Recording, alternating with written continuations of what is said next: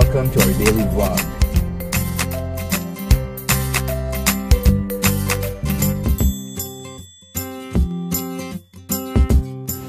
So guys, enjoy watching. Good morning! Ang bilis, Thursday na, no? As in, kakabangon ko pa lang ng ng higaan namin. Ang bilis-bilis ng araw, pero okay lang. Magpapasko na! Merry Christmas! Grabe, ang sarap matulog. Sobrang pagod ako talaga kahapon. Sobrang pagod. As in, dahil sa biyahe, init lamig, traffic, grabe. Sa MRT, na-stress ako doon. As in, hindi ako makaget over. Ayun. Mag-shower muna ako kasi mag-gym kami ngayon. Tapos, mamaya, kailangan ko talaga umalis. Hindi pa rin hindi. Good morning din daw, sabi ng mga manok. Sige guys, later na lang. Hi kay Ate Dekya. Nako, pareho tayo. Pagising sa umaga, pwede ka magprito talaga kahit ng sa face. Ewan ko, super oily. As in, kita nyo naman pag morning, yung oiliness ko dito, dyan, grabe. Anyway, naka-prepare na everything. Naantay ko na lang si Heinz. Okay na yung water, yung coffee, and yung hot water, okay na. Mag-shoes na lang ako. Yun na lang yung kulang, mag-shoes. Sige guys, kanina pala, pagising ko, sumasakit yung mga shoulders ko, calves ko. Ibig sabihin, yung workout ko ngayon lang siya umeffect. Para ngayon ko naramdaman yung mga sakit-sakit. Pero at least, the more na masakit, the more na ibig sabihin effective yung workout mo.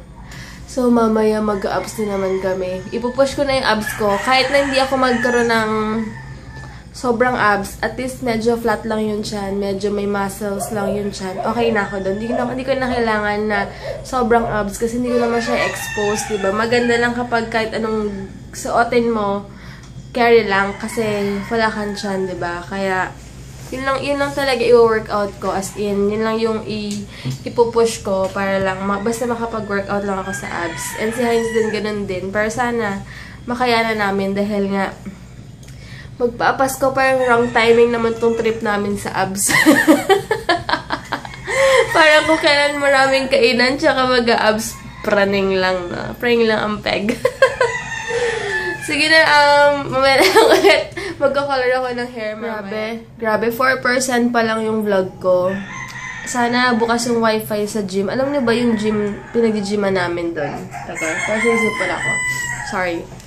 Hello? Gatin mo pa ako, ha? Uy, wow! Wait lang, magkukwento kasi ako. Wait lang.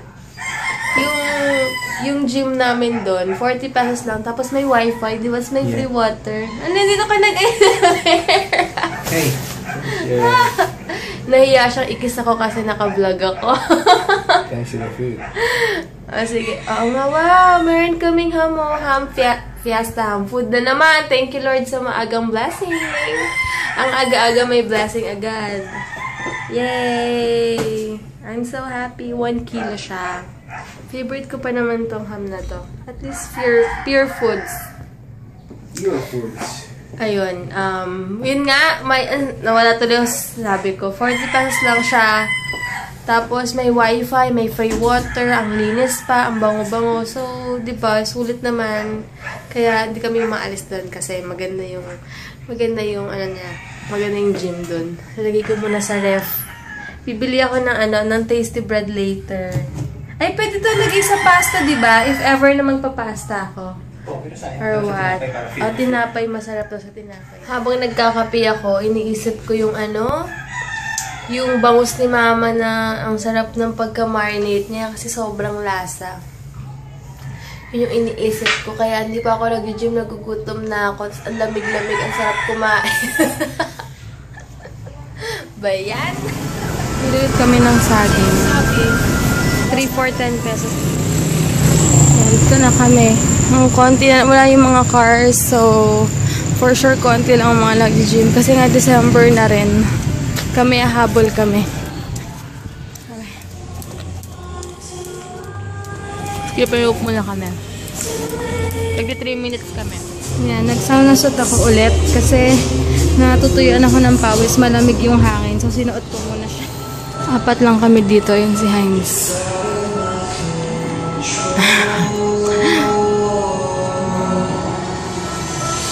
After ito, mag-abs ako.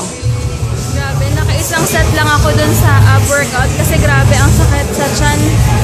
Bukas na lang ulit ako babawi. Nakaraos din ang workout for this day.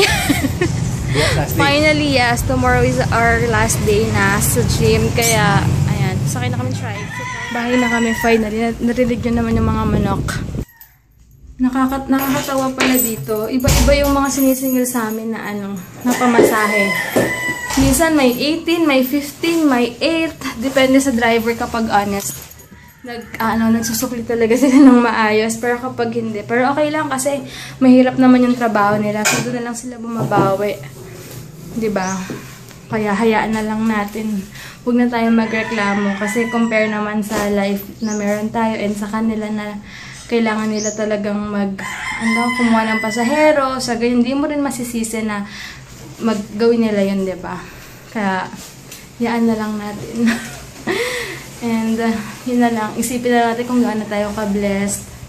And, yun lang. Yun lang naman. Ngayon, tatanggalin ko na yung rubber shoes ko. Tapos, yung nisuit ko lalaban ni Heinz to. Ito! And then, Ang tawag na to? Ay, hindi. Laban mo yan. Laban mo yan. Laban mo yan. Ayan, lalaban mo na yan. Sabang ako magpe-prepare ako ng food. Ay, hati-hatiin ko na pala yung ham, no? Para isang na lang. Prito-prito na lang namin kapag hindi na kami yung hiwa na hiwa. At least may lagayan kami. Ayan, ito muna ulit susuotin ko. Ito muna ulit susuotin ko kasi hindi naman ako napawisan, diba?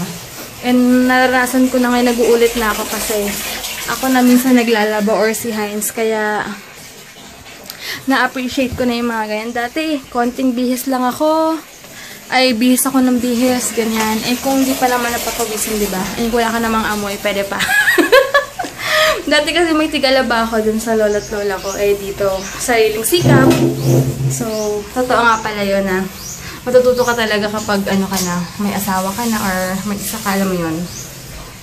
Kaya, yun lang. Kinento ko lang sa inyo.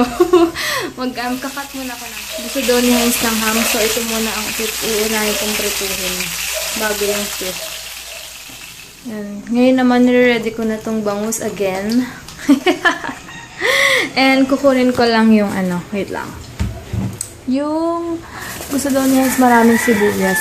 Ang lalaki pa naman, oh. Look.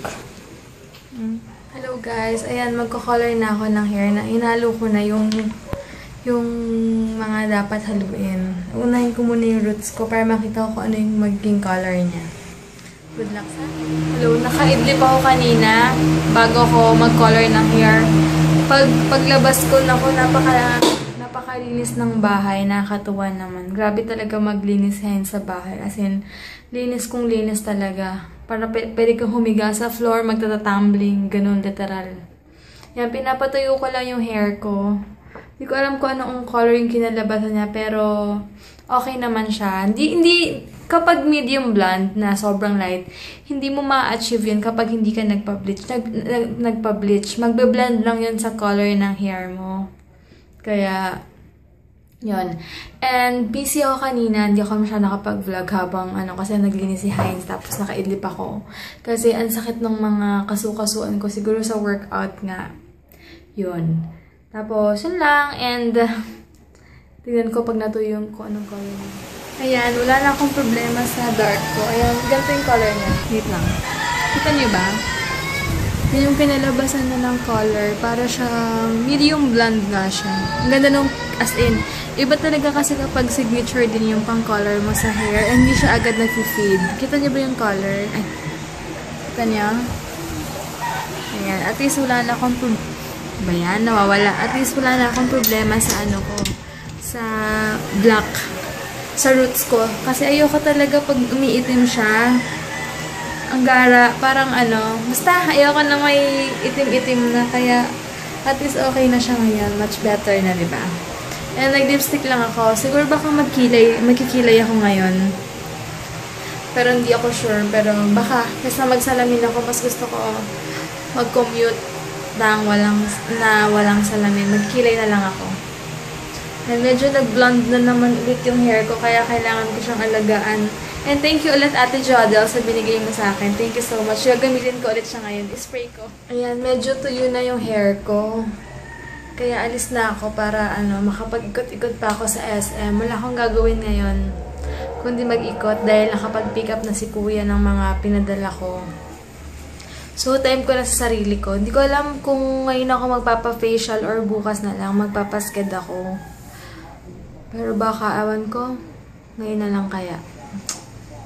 Bahala na mamaya pag super wala na akong magawa or baka bukas na lang Friday ako magpa-facial. Pag di ako tinamad mamaya or kung hindi ako nagutom mamaya. And kapag walang masyadong maraming tao sa mall, alam niyo naman. Yun. Tapos, yun lang. Ano pa ba? Yun lang. Baka, hindi ko sure. Basta later na nga lang. Kailangan ko pa pumunta pala ng Cebuana Luwalier. Pero we'll see. Ayan. Medyo teka lang. Medyo ma-color-color na yung hair ko. So, next time, ang gagawin ko na lang, kukulayan ko yung roots na lang talaga, hindi to lang. Same color na lang ulit next time, hanggang sa ma-achieve ko yung super duper light na hair. Tiyagaan. Nagkilay pala ako ngayon.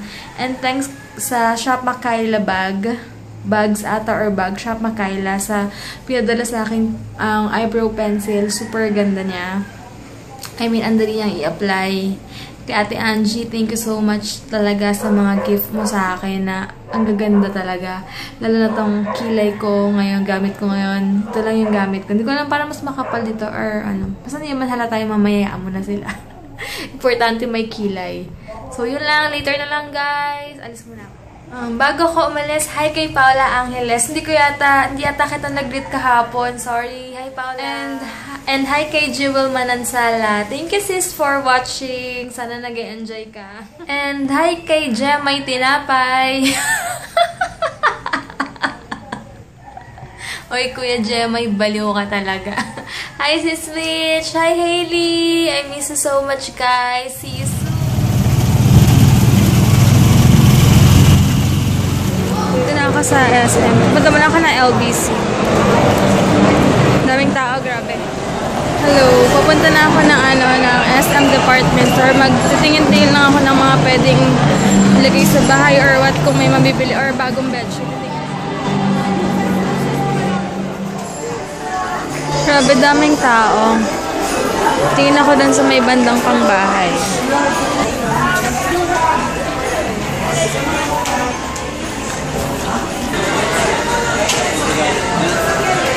Tingin ako ng bago. Ang cute naman ito. 2,450. May tingin lang ako ng mga bedsheet dito. 3,7. Tingin lang ako ng mga design nila dito. Ano to? Hotel living. Tumitingin ako ng mga... Hindi, check ko lang. May papakita ko sa inyo yung bibili namin. Or ito. Or asan yung isa? Maganda rin to. Tsaka meron pa isa. Ayan si ate nag-a-assist sa akin. Or ito. Ano kayang mas okay? Yan or ito? Feeling ko ito mas mukhang malinis tignan, no? Kasi sa amin black na last time, may dark na eh. Opo. May orange. Feeling ko ito mas maganda. Ito na ako. Bibili ako ng milk para sa mag-fruit salad ako. Bumili ako ng isang lemon. 39. Bibili rin pala ako ng wheat bread kasi meron kaming ham doon. Wait lang. Double fiber wheat bread. Magkano yung gantong? 56 pesos. Ito pa rin dating binigay ni mama sa amin. Mas mahal nga. Nagreklamo kasi ako last time, di ba? Sabi ko, ba't mas mahal lang sa kanya? Tsaka lockers. Hanapin ko rin yung goyang sinasabi sa akin. Teka nga. Kailangan ko rin tong maliit na condensed milk. Naka-Alaskang maliit, 41 pesos pala to. Daming tao. Pupunta muna ako ng BDO. Yan, pauwi na ako para excited na ako magawa ng fruit salad. Andito na pala yung Blue Magic. Ano, laki na ng Blue Magic dito. Yan, finally bahay na ako. I-prepare ko muna yung lagayan ng fruit salad namin. And then, wait lang. Ito, fruit cocktail. Ito, ganito lang siya kaliit. Yan. Gagawa na ako ng ng fruit salad. Excited na ako. May pang dessert na. And mamaya, kakain ako ng wheat bread. Tapos, basta, yan. Nagprito ako ng egg. Ng itim. Kasi sinama ko siya sa ham.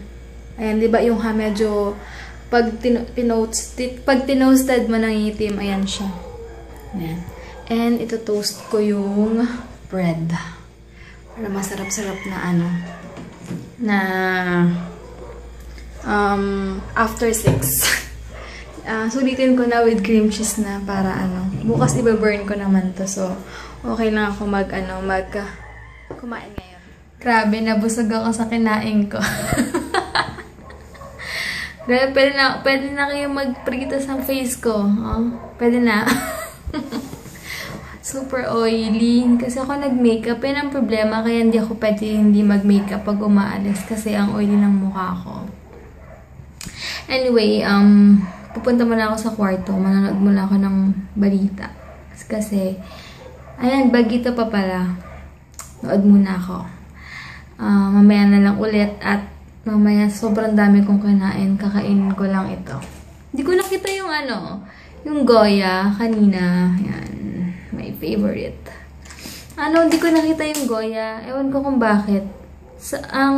Meron lang doon, nakita ko ito nga, tapos Tim Tam. Yung mga sa section na yon, yung Goya hindi. And yung pillows na try ko na, masarap siya pero wala pa rin natalo dito. Yung Goya na curious ako, tatry ko yun next time. Pag nakita ko ulit. Pag pumunta ulit ako sa supermarket. Kasi kaya nagpadali rin ako. Pero wala talaga ako nakitang Goya. Ewan ko kung bakit. And yung fruit salad ko nasa ref na, inaantay ko na lang siyang tumigas. Tapos kakain ako mamaya. Bye! Ayan, gagawin ko na si Heinz ng ng ham sandwich. Magpiprito muna ako ng egg. Ayan, idol niya ng toasted eh. So, ayan yung ham. And then egg. Tapos yung extra ham. And then mayo. Ito pala yung namin. Bread. Double fiber. Hello guys! Ayun, nakahiga na ako. Maya-maya maghilamos na ako. Tapos magpapaantok na! Yay! Friday na bukas. Excited na ako. Bukas gagawin ko, mag-gym kami sa morning. Sa hapon, kailangan ko ulit umalis.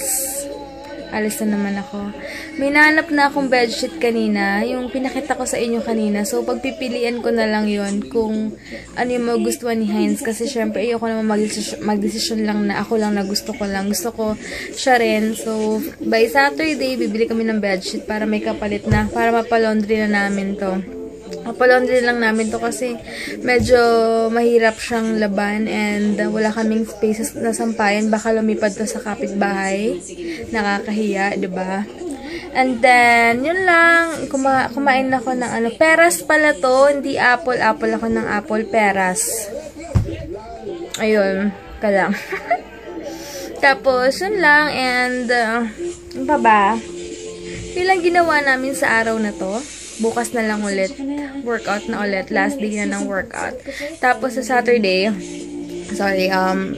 imimit ko si Ate Carla and si Sis Elizabeth. Elizabeth ba rin? Yata.